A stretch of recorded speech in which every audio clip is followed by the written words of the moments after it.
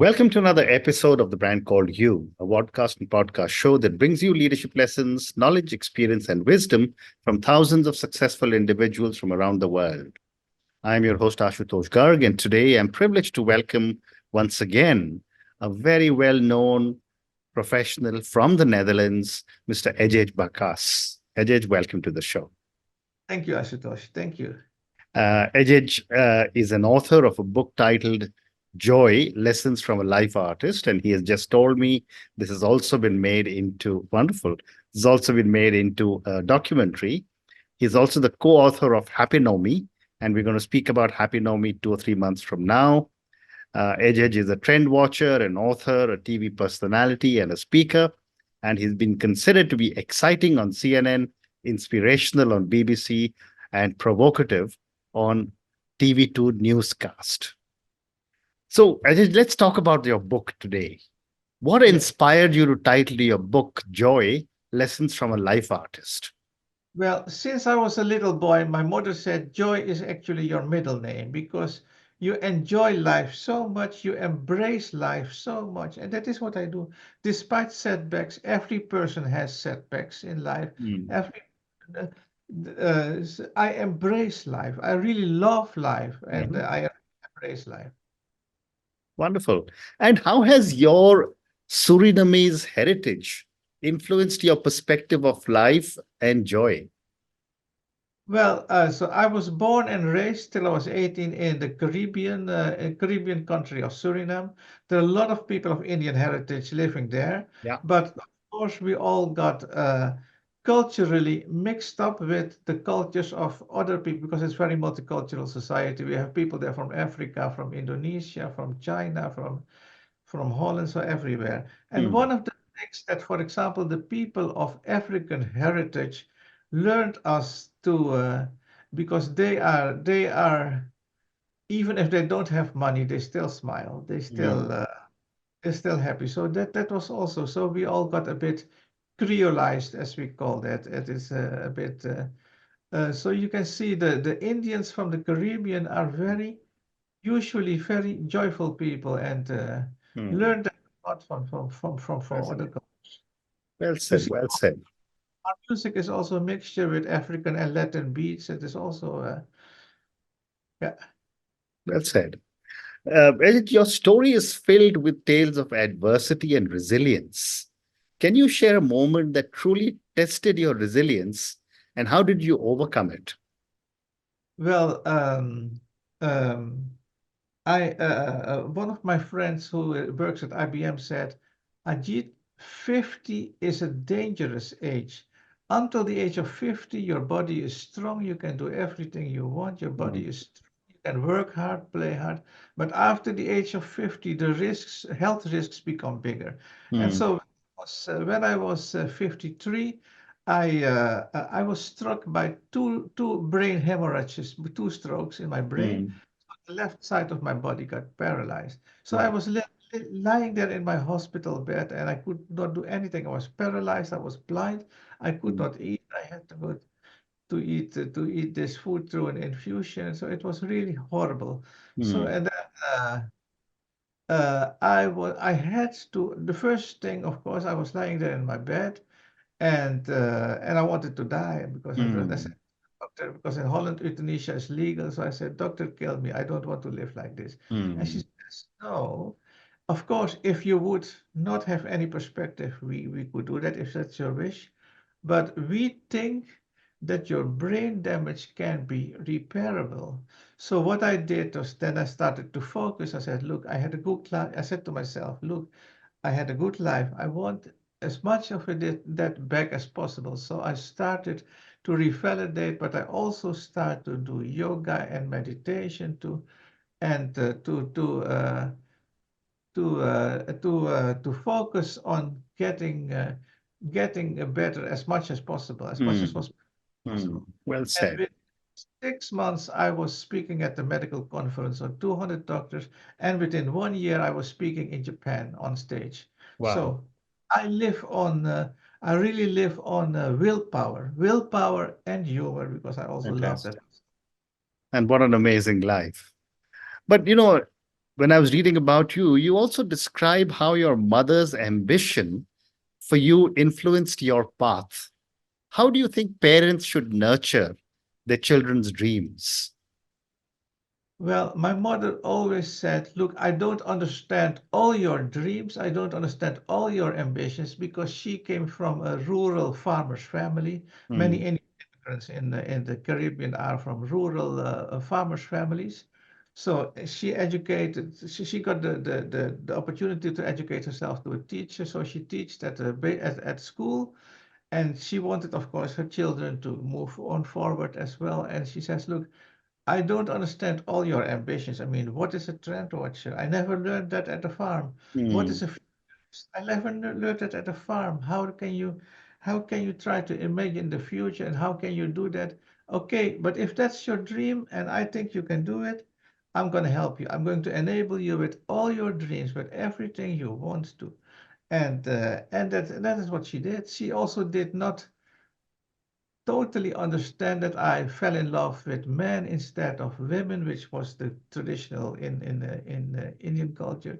But she didn't make a problem of it. She says, "Look, as long as you're happy." Yeah. And my first husband and my second husband, because both of them died of cancer, she adopted them as their sons too. So she was very happy with them.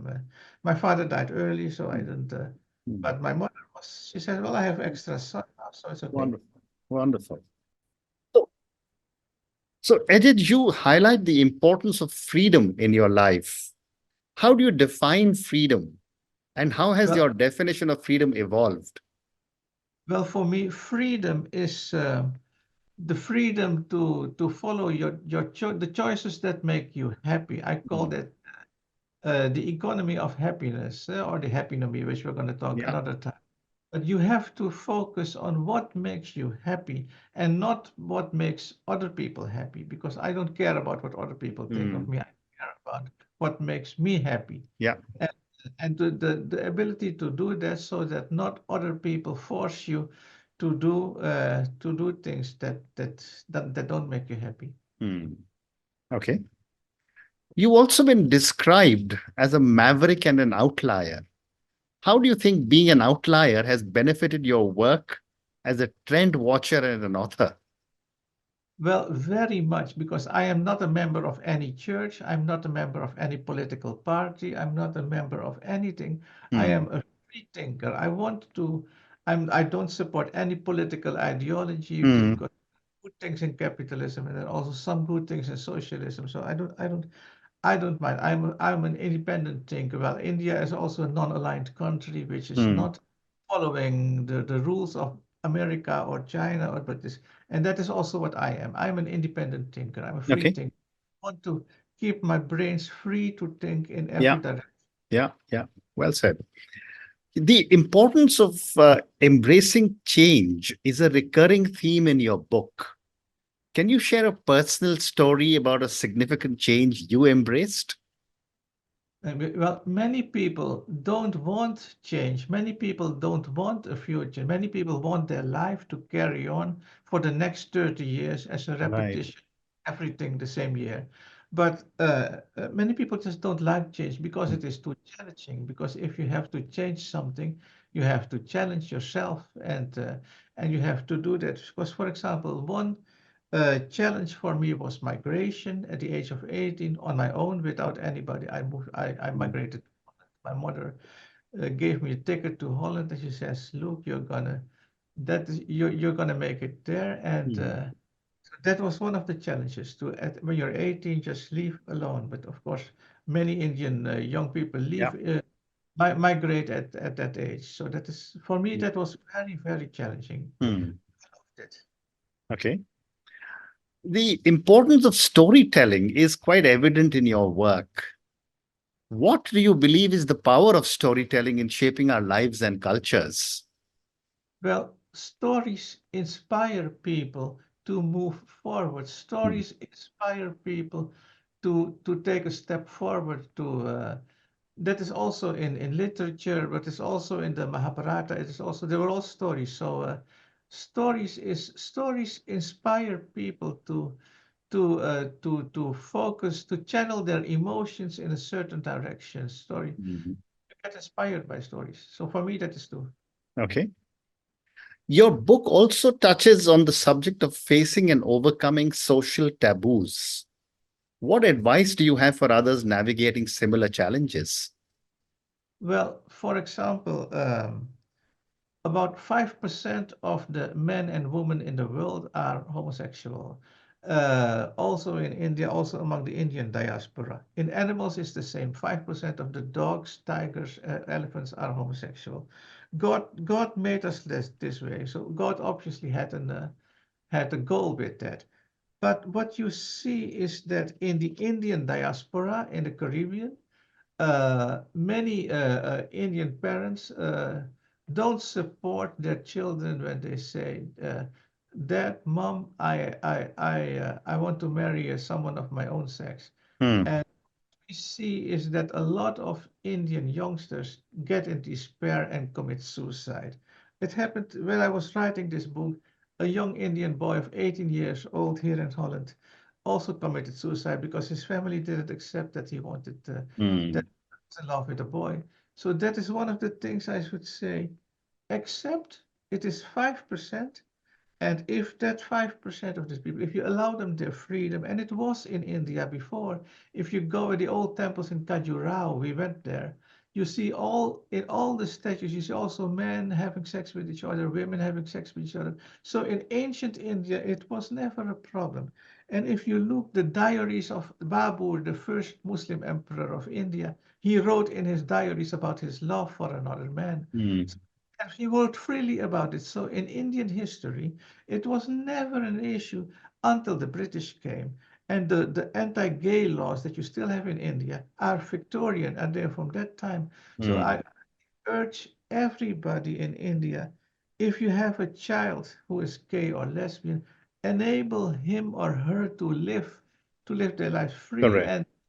and because if you press them to marry someone else, then you make if your son is gay and he wants a boy and you press him to marry a girl, you make that girl unhappy because he doesn't love her. Yeah. And you're creating unhappiness for more Very well people. said. So Well said. just uh, just think, give Hmm. people the freedom. Hmm. That's happy. Very true. Ajit, your book also includes lessons about facing adversity. What is one adversity you faced that turned out to be a hidden opportunity? Well, an adversity. Well, in the 1980s, there were not many people, brown people in Holland. It was mostly a white country. So I was one of the first at my university. I was the only student who was brown. The Hmm. all others were white. So at the beginning, I thought, look, okay, I Hmm. am different from other ones, so maybe I have to work twice as hard. But I didn't because I was helped by so many Dutch. Right. Also, today, especially the woke ideology says that old white men are not good. Well, I can tell you, I was helped by several old white men, old Hmm. white men who gave me the opportunities, introduced me in their networks because they say, we see your talent, we're going to help you. So my color turned to be what I first was afraid that it would be a disadvantage. It turned out to be an advantage. Interesting. Edith, your book also shares insights into dealing with loss and grief. How has your approach to grief contributed to your understanding of joy? Well, my mother died in 2020, just before the corona pandemic started. My first husband died after I was 8 years with him. My second husband died 2 years ago. I was 25 years with him. So I lost people who meant a lot to me, people who I Hmm. loved very much. But if you believe that that is not a point but a comma, and that the people who die live on in the spiritual world, and that maybe one day they will reincarnate, it helps you to deal with to deal better with that. It helps you to Hmm. deal with grief and with sadness. Hmm. For me, at least, that works like Yeah, that. yeah, yeah. Well said. Your book also reflects on lessons learned from pets and animals. Can you share how animals have influenced your perspective of life and joy? Well, since I was a little boy, we always had dogs, and I am really a dog person. And now I Mm, have my husband. Before he died, he gave me a dog, and he said, "Look, dogs or animals, they feel when you're sad, they feel when you're happy. mm, They when you feel sad, they come to comfort you." So, and it is true. This dog, whenever he feels that I'm sad or that I'm lonely, then he comes and comfort me. So that's why I got a better, thanks to the love of animals, I understand better that Hindus are vegetarian. It is and that is because we should love animals, not kill mm, them. mm, And that's why also why I was in Singapore and I see now that they have lab meat.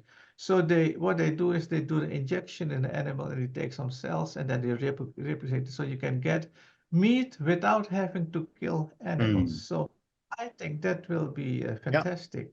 That's wonderful. means we don't have to kill animals anymore. Yeah, wonderful. So, time for two more questions. My next question, Adjiedj, is the theme of reinvention appears throughout your book. Can you discuss a moment of personal or professional reinvention that has been pivotal in your life? Yeah, for example, I studied communication science and I had to communicate the messages of others, the message that McKinsey or CEOs came up with. And then later, some people told me, look, you have a talent to see what's happening between today's Mm, headlines. We're going to teach you how to do that. And that is how it happens. So mm, that is what really happened to me. That it was okay. And just my a few last question. Sorry, go ahead, please. just it was just a remark of a professor who said that look, you have more talent than this, you can do much more than this. And Mm, okay. And my last question to you for Ajay. Your book intertwines personal anecdotes with broader lessons. Which life lesson do you hope your readers, my viewers, and listeners can take away from your book? I hope that the readers of my book are going to focus for themselves in their own lives on the small happiness. Focus on small happiness. As long as you create happiness in your own environment. So Mm, I have created a group of close friends who I call my family, a family of friends.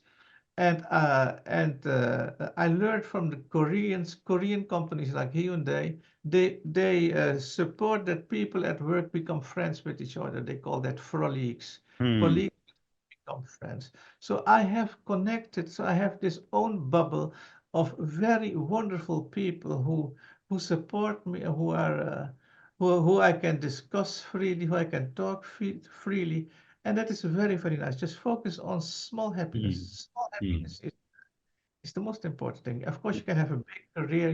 Can become prime minister or a multimillionaire entrepreneur or whatever. That is fine. But most important first is your small happiness. Organize your small happiness, and then the rest will come by itself. mm. Well said. And on that note, thank you so much for speaking to me about your new book, Joy Lessons from a Life Artist. I think we covered a lot of ground on different aspects of life, freedom, about animals, and about life in general. I loved what you said right at the end, which is focused on small happiness. This is such a powerful word that you Yeah. just told me. And Ashutosh, don't take life too seriously Yeah, because you won't survive it anyway. Thank absolutely. Well said. But thank you for speaking to me, Ajay, and good luck to you. you for inviting. Good luck, Ashutosh. Thank you.